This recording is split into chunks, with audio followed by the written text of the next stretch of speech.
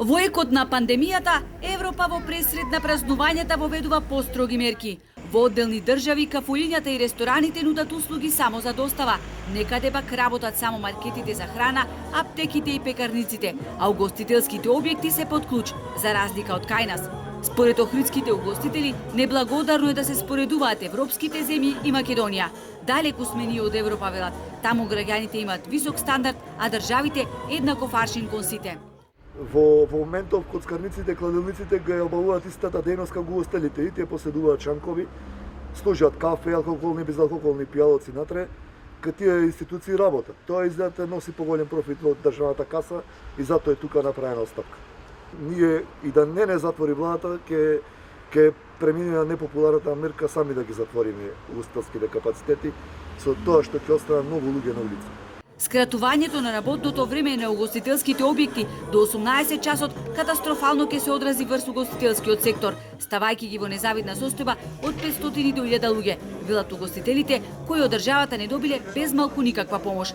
Се жала дека минимална плата, и тоа нередовно, добија селективно само неколку локали и оти се бара од нив константно во текот на целата година да имаат ист број вработени.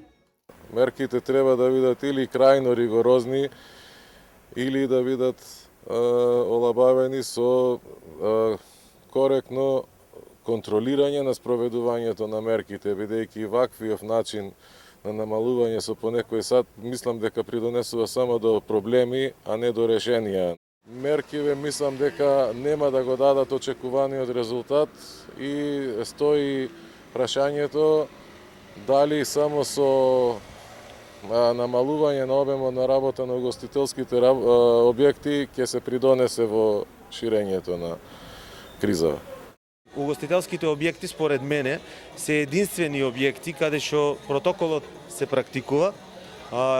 Тука се луѓето, условно кажано, најзаштитени и инспекцијските служби можат да извршат единствено контрола во угостителските објекти. Покрај сувото гори и суровото. Заради несовесното однесување на поединци, трпи целата фела, велат угостителите.